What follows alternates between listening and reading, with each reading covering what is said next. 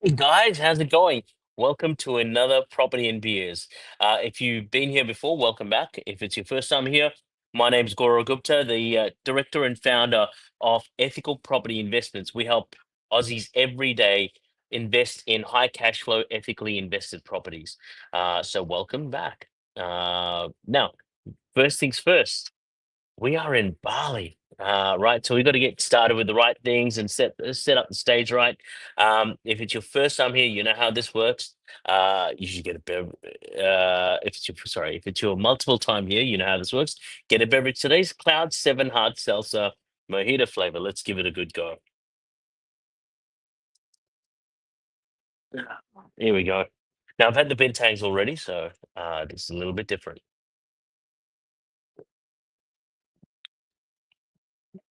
With prebiotics, good for your gut. What a concept. Now the situation is this is actually um, low sugar, 4.8 alcohol. I think it's probably sweeter than I'd like. I'd like it a little bit less sweet. Some seltzers are known not to have any like a tinge of flavor. This has some decent flavor, but it's not that it's not that I like it a little bit less sweeter. So before I get you started, I'm sitting on a rooftop at the moment. Let me show you the cool view out here. Give me a sec. So let's show you the view.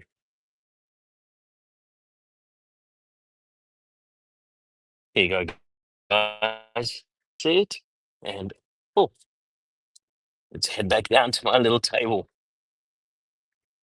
So if you're here, welcome. Drop me a line, say how's it going. Would love to add value. And write me a comment. More than happy to chat about what's going on. So, you know, today's about setting up lifestyle. And here's the thing, right? The life you want isn't going to build itself, but the right property strategy, well, that can change everything. You know, I'm coming live to you from Bali tonight because not because I'm on holiday, because this is the kind of the life that I've chosen to design, built it, chose it on purpose. Uh, and today I really want to keep it a little bit real with you, talking about wealth, property, interest rates, and all the other fun things in between. And usually the beverage helps a lot. So, uh, firstly, let's chat about interest rates. I personally feel we're going to have a few interest rate drops, and what happens, especially in the Melbourne market, the other markets are kind of overheated, and I'm seeing a lot of data out there that tells me the other markets are really overheated. What's happening in the Melbourne market is underpriced, and the primary trigger of growth in Melbourne, historically and currently, I believe, is really interest rates. Now we're going to see 3 to 4 rate drops, so the Melbourne market's about to go through the roof. So if you're looking investing, I'd start looking at it pretty straight away. And it looks like I've got a little fingerprint smudge. Hold on, let me clear it. Hopefully that looks a lot better. Uh, so if you're looking to invest, I think Melbourne is the next step. Obviously, the parts of Melbourne that are going to grow, parts of Melbourne that are not. Um, so I invite you to pull up a seat, crack open a beer, and just imagine designing the life that you actually want to live. Because here's the truth that most people really avoid. If you're building someone else's dream, you're paying the price for not investing in your own. You know, I consider 9 to 5 grind, the burnout, as someday goals. They're not the way to freedom. And working more won't set you free, but owning more will. And that's where I'm really passionate about property. I believe property comes in, and one smart deal at a time can really shift you from reactive to being more intentional with your wealth, from really surviving to building. That's sort of how I consider investing in property, especially with the leverage we have available to us in Australia, where effectively you're putting in $1 or $2 and the bank's putting in $8 or $9 of that same money. And that's why valuation is really important, because the banks actually have more in it than you do, but you get the upside effectively. And leverage, of course, is a double-edged sword.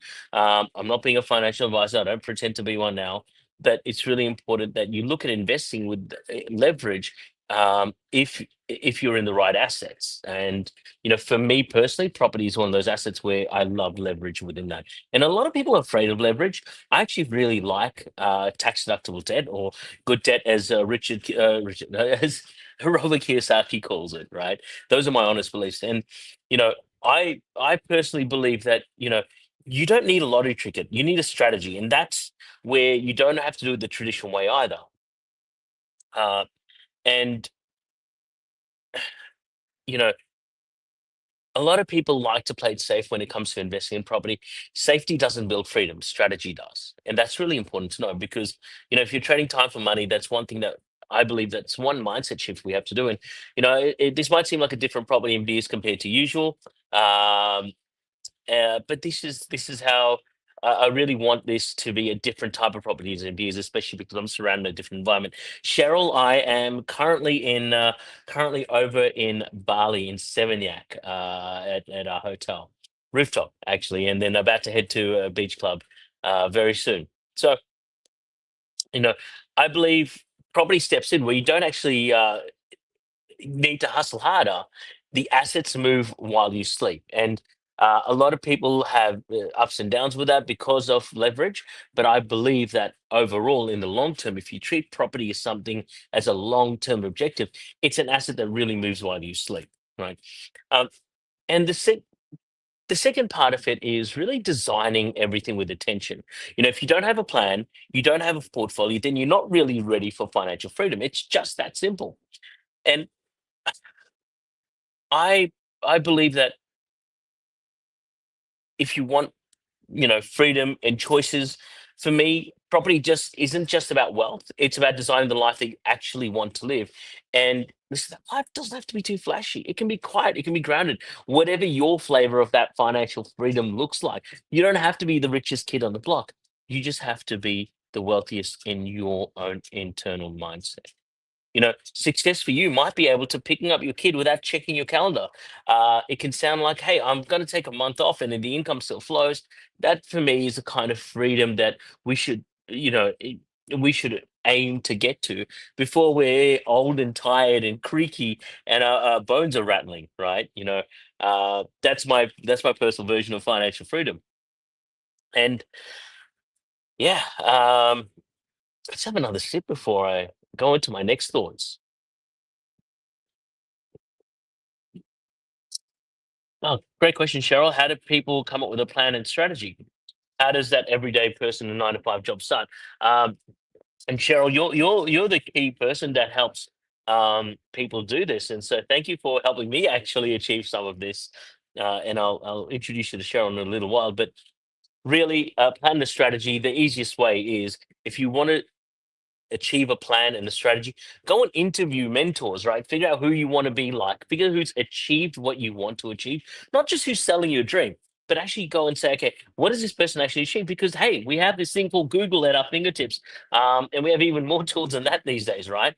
But Google is there for you to understand who the right mentor should be for you, and whoever feels closest to your soul, that's the mentor you should pick. That's how I picked my mentors when it came to property. Um, way back when, my dad found a mentor, and he was the most expensive mentor around. He cost $50,000 in, was it 97 or 98, which is like 200,000 in today's money. But he paid that money not only for himself, but he took me across to those events, and I learned a lot. Now, I didn't follow everything, but I chose what was there, and I sort of changed my mentors throughout life. Now, if you're a 9 to 5 job, you're actually in a better place than someone who's recently started a business, because you can get started by looking at, okay, once again, once you find your mentor, then you find who the best, what strategy are they following, and say, okay, what do I do in my situation? Because borrowing is much easier for you than others, right? Now, mentors is the number one thing. By the way, difference between a coach and a mentor. I get asked this a lot. Hey, Gora, what's the difference between a coach and a mentor? Well, a coach is someone that just guides you along the way. and may have the tools and the strategies to do it. A mentor is someone that's been there and have lived experience of it. Now, there's pros and cons to both. The pros with the coaches, they have the tools to help you succeed. They are able to get you to that mindset. A mentor knows the challenges ahead, and they may not have the tools and the mindset, but they've been there and done that. And when you come across the challenge, they'll go like, "Cool, this is how we handle it." So that's really where that thing is. And by the way, Cheryl, I want to give a shout out to you because you and your team have personally helped me achieve a little bit more independence in my life. Those that are looking for in business and looking to expand their business and really need a helping hand in really taking care of the admin tasks, Cheryl and her team do a fantastic job. I mean, I don't think I could have had someone like Danica, who is my operations manager in one of my businesses, uh, found organically.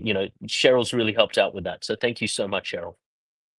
And so, yeah, if you've got a business, you're looking to streamline your operations, Cheryl's the person to speak to. She can put in the right people in the right seats for you. So, good question, Cheryl. What would you expect the coast has achieved, and what do you want to achieve? And what Yeah. So the cost for a mentor will every mentor or a coach will uh, depend on who what your comfort level is. But my one suggestion to you is don't cheap out. Like don't go, hey, this guy's this guy's this much of that. Don't compare prices, compare results. And that's what you should look for in a really high quality mentor. And look, this brings me to my next point of view, which for me as a mentor, I believe that impact matters. If you're building the future, why not build it on something that really, really matters?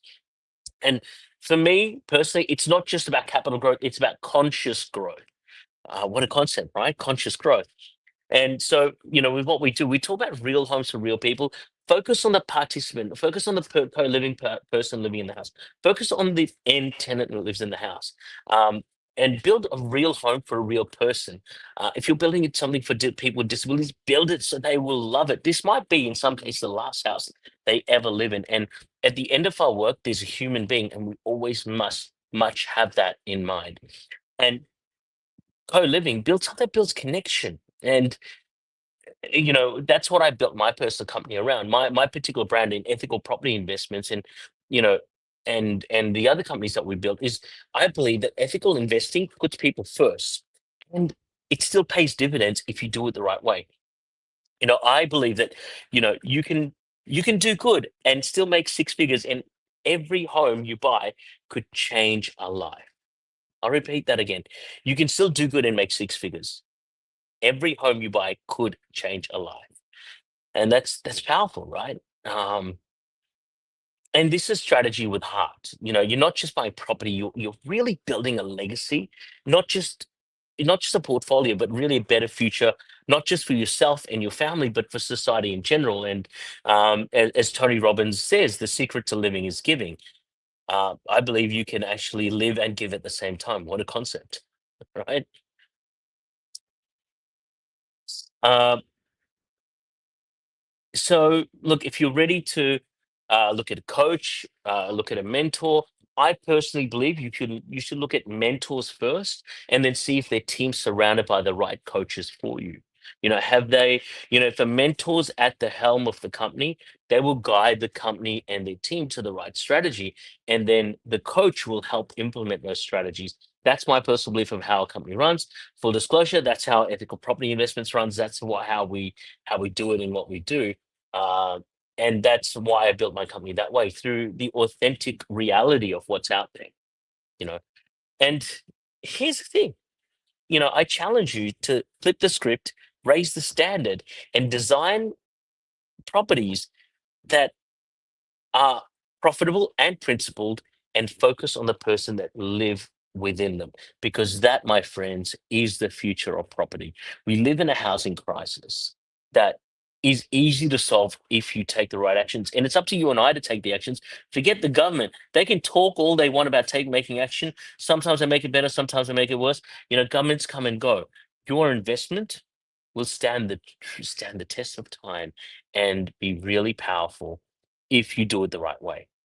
You know, uh, and um, I want to leave you with one thing. Every time I personally invest, my personal question is, does this help someone find a home? Does this move it forward? And answer more often than not is yes, because hey, doing good and making money, what a concept. It's not a contradiction, it's a calling for me, right? That is my personal belief. Uh, and even though we're called properties and beers, we always enjoy having a beverage because hey, it's okay to have a good time. What a concept. I encourage you to live the life of design. And the best way to do it is start by working out the first steps to design it. One of the things we learn in Tony Robbins' Wealth Mastery is there's different levels to financial freedom. You're not going to hit 150K passive income from day one. You need to create a plan. And the best way to create a plan is by getting a mentor. Now, once again, that mentor may not have the tools to go, here's the plan for you. But if they've been there and done that, hey, there's probably some good ideas on how to do it. You could learn from that. Uh, so, guys, cheers to that. Have a great life and happy Easter, everyone. Make sure you spend an amazing time with family. Make sure you love on them. Make sure you care about them, and they understand how much you mean to them. So, everyone, happy Easter, and hopefully you have an amazing time. Thanks, guys.